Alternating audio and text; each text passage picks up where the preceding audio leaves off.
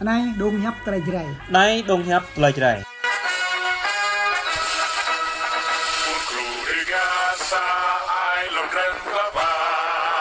Chào mừng quý vị và các bạn đã quay trở lại với bản tin mới nhất của chúng tôi ngày hôm nay. Kính thưa quý vị và các bạn, nói đến chính quyền Đảng Cộng sản Việt Nam là nói đến sự tuyệt chủng của chính quyền Đảng Cộng sản Việt Nam muốn tiêu diệt người sắc tộc Đê-ca của chúng tôi như một con súc vật. Ở đây, chính quyền Đảng Cộng sản Việt Nam lợi dụng vụ nổ súng ở xã Yakutul, huyện Chư Quynh, tỉnh Đắk Lắk muốn hãm hại dân thường ở khắp nơi, ở khắp làng và cũng như là ở khắp tỉnh. Ở đây, chính quyền Đảng Cộng sản Việt Nam họ nói một đảng làm một nẻo mà không ai biết thật sự của nó là gì. Thật sự của chính quyền Đảng Cộng sản Việt Nam là kẻ cướp đất, bóc lột dân lành, hãm hại người sắc tộc Tây Nguyên một cách vô cớ. Họ thường dùng với cái luật điệu như là có mắt như mù, có tai như điếc và có miệng như câm. Họ sử dụng ngôn từ đối với người bản địa của chúng tôi là đồng bào dân tộc thiểu số, ngu dốt và không biết làm gì cả. Họ đã từng phân biệt nhiều sắc tộc trên vùng đất Tây Nguyên của Việt Nam, nhưng họ cứ nhắm vào chúng tôi là người bản địa,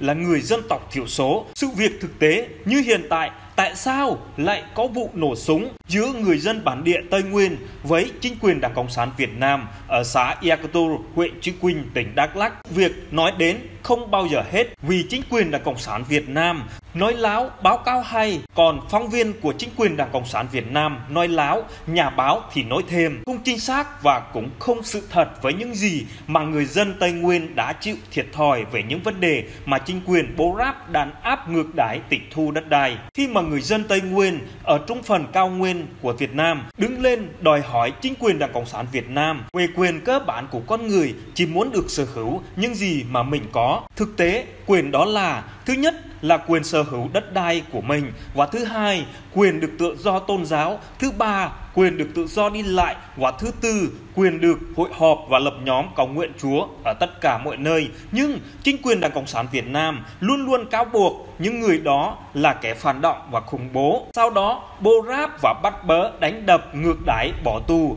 từ 1 năm cho đến 5 năm, 7 năm và 12 năm. Tiếp đó, chính quyền Đảng Cộng sản Việt Nam bắt người dân bản địa Tây Nguyên phải hứa trước mặt dân làng cũng như là hứa trước mặt chính quyền Đảng Cộng sản Việt Nam phải bỏ chấm dứt tôn giáo của mình, cấm không được đi lại, mọi thứ do chính quyền Đảng Cộng sản Việt Nam kiểm soát. Ai không nghe lời thì phải bắt bỏ tù lần thứ hai. Nhiều người dân cũng đã bị như vậy.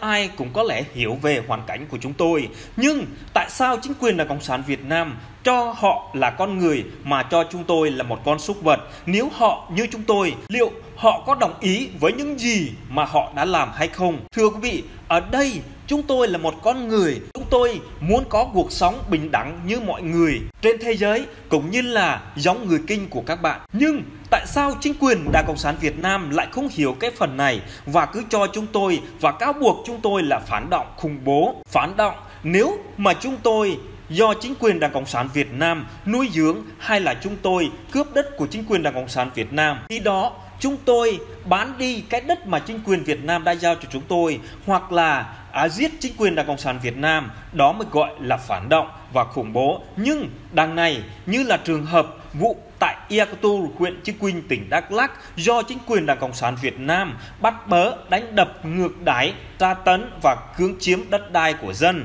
và sau đó dân không chịu đựng được cho nên dân đã nổ súng với chính quyền Đảng Cộng sản Việt Nam. Ở đây thì bằng chứng rõ ràng, chính quyền Đảng Cộng sản Việt Nam càng ngày càng đàn áp người dân. Vậy xây dựng đất nước của Việt Nam để làm cái gì mà họ còn nói dân giàu nước mạnh, xã hội công bằng, dân chủ văn minh? Và ngoài điều đó, như là Bác Hồ đã từng dạy cho chính quyền Đảng Cộng sản Việt Nam, ai làm cán bộ cũng đã từng trải qua và học điều đó. 5 điều Bác Hồ dạy: yêu Tổ quốc, yêu đồng bào, học tập tốt, lao động tốt, đoàn kết tốt, kỷ luật tốt. Vậy ở đây chính quyền là ai, người dân là ai? Chúng ta phải tìm hiểu như thế nào. Chính quyền không bảo vệ dân thì bảo vệ ai nữa? Ở đây bộ đội với công an chính quyền Đảng Cộng sản Việt Nam đi đến làng dân, rồi sau đó theo dõi ngày đêm, làm trái với lương tâm, luật nhân quyền của con người. Với mọi người, nếu các bạn đã từng bị như người dân Tây Nguyên của chúng tôi, liệu các bạn có nghĩ rằng Việt Nam, Cộng sản Việt Nam là đúng không? Tóm lại ở đây,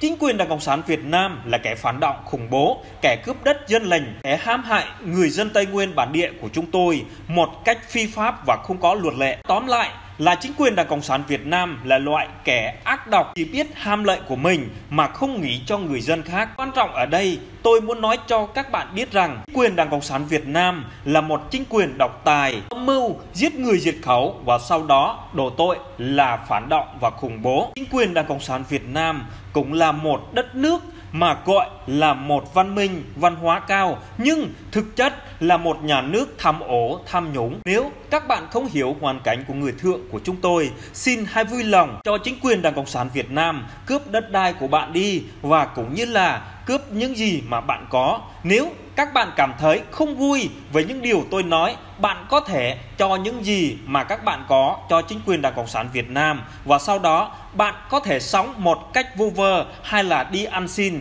và khi đó bạn đã thấy mệt rồi sau đó bạn đã hiểu cảm giác của chúng tôi như thế nào khi mất đất và mất nhà và mất con cái, hay còn gọi là mất tất cả những gì mà chúng tôi có. Đến con người ngậm máu phun người là một nhà nước độc tài đàn áp người dân vô tội, sau đó cướp bóc đất đai của người khác, kết tội vô lý do. Ngoài điều đó, chính quyền Đảng Cộng sản Việt Nam chính là người phản động khủng bố, giết người dân vô tội. Sau đây tôi xin chỉ rõ. Nói đến Tây Nguyên, có lẽ ai cũng biết về nguyên nhân vụ nổ súng ở Đắk Lắk vừa qua. Theo như thông tin cách đây khoảng 30 phút, tôi đã nhận một cuộc gọi từ người dân bản địa của chúng tôi đã báo cáo lên. Họ nói hiện tại chúng tôi không có quyền được sống tại đất nước của Việt Nam nữa, bởi vì chính quyền Đảng Cộng sản Việt Nam lén lút và theo dõi chúng tôi một cách bí mật. Họ không cho chúng tôi đi đâu đi đó và họ không cho chúng tôi tập trung cầu nguyện Chúa với mọi người trong làng hay cũng như là làng khác. Ở đây, chính quyền Đảng Cộng sản Việt Nam đang cáo buộc người dân Dega của chúng tôi ở vùng Tây Nguyên Trung phần của Việt Nam,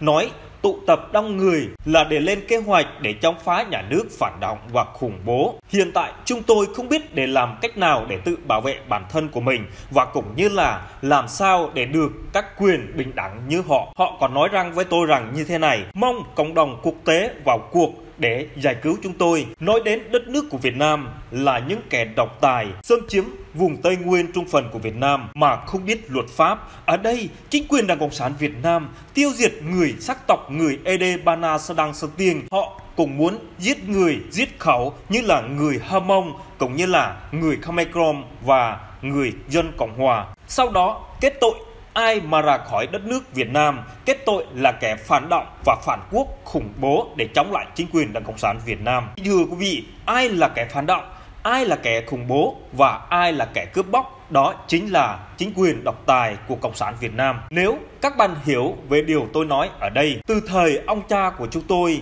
ở vùng Tây Nguyên Trung phần của Việt Nam, không có bất cứ người Kinh nào sống ở đó cả. Nhưng từ khi chính quyền Đảng Cộng sản Việt Nam xâm chiếm đất đai của chúng tôi, từ đó họ đã cướp đất đai của người dân bản địa của chúng tôi, dồn chúng tôi đến mức đường cùng, dẫn đến sự đói nghèo, không có cái gì để mà ăn, trang trải cuộc sống của mình. Như thực tế bây giờ, tại sao ở vùng Đắk Lắk lại phải nổ súng chống lại chính quyền Đảng Cộng sản Việt Nam? Bởi vì ở đâu có độc tài, đàn áp và ở đó sẽ có bạo lực với nhau. Bởi vì nếu chúng ta dùng chính quyền giải quyết thỏa thuận bằng cách nhân quyền cũng như là quyền con người để sống và để trao đổi, nhưng chính quyền Đảng Cộng sản Việt Nam không hề giải quyết một cách bình đẳng và minh bạch bằng chứng cụ thể, nhưng họ cứ cho là cáo buộc người dân bản địa là khủng bố trong chính quyền Cộng sản Đảng nhà nước của họ. Tiếp đó, họ muốn bắt bớ, đánh đập người Tây Nguyên Trung phần của chúng tôi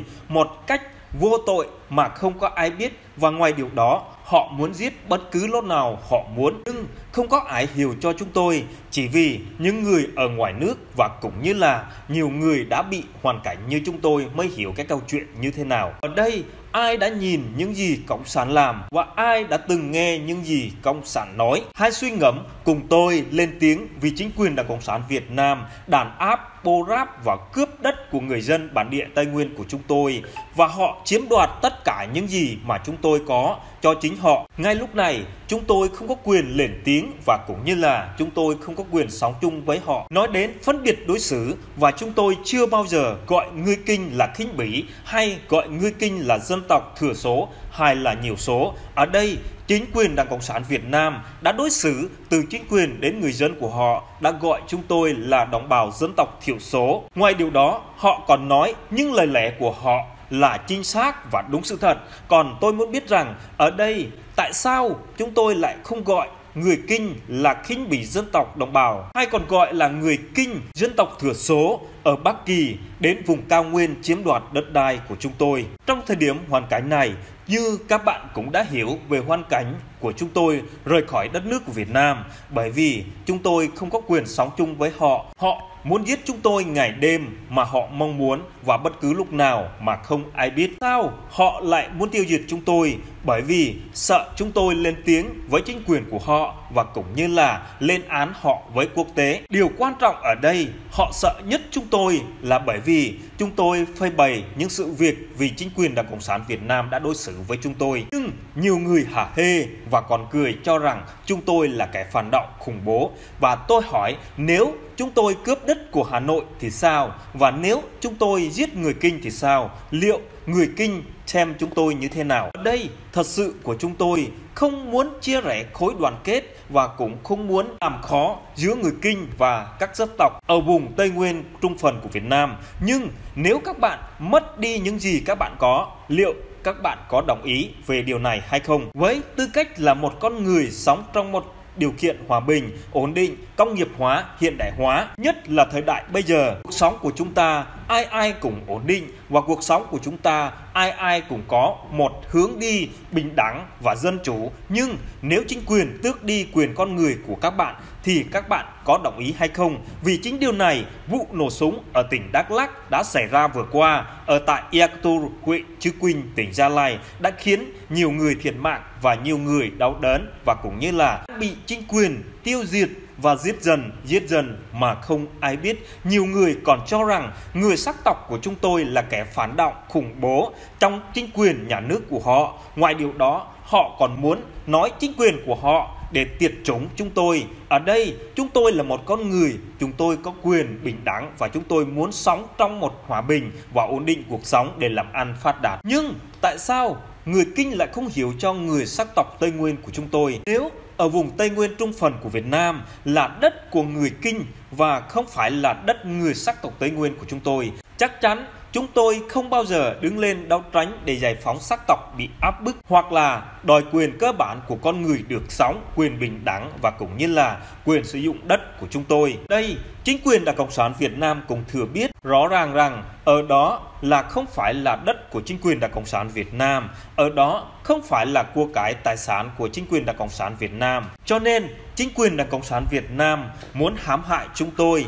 sau đó kết tội của chúng tôi tại tòa án của họ. Khi chúng tôi lên tiếng, họ đã bắt chúng tôi tạm giam và sau đó đánh đập, tra tấn, nhốt vào bỏ tù. Tội chúng tôi là kẻ phản quốc, phản động, khủng bố, gây chia rẽ khối đoàn kết dân tộc và cũng như là gây chia rẽ mất trật tự an ninh quốc phòng của chính quyền Đảng Cộng sản Việt Nam. Nhưng có ai hiểu về lòng dân bản địa của chúng tôi như thế nào và có ai hiểu người cán bộ như thế nào? Và chúng tôi cũng hy vọng mọi người hiểu về điều này. Người cán bộ thì ăn lương của nhà nước, còn người công dân, người vùng Tây Nguyên của chúng tôi chỉ có đất mới có thể canh tác để trồng cây, hoa quả, để hái cho các con của chúng tôi ăn và để thu hoạch về cuộc sống hàng ngày của chúng tôi.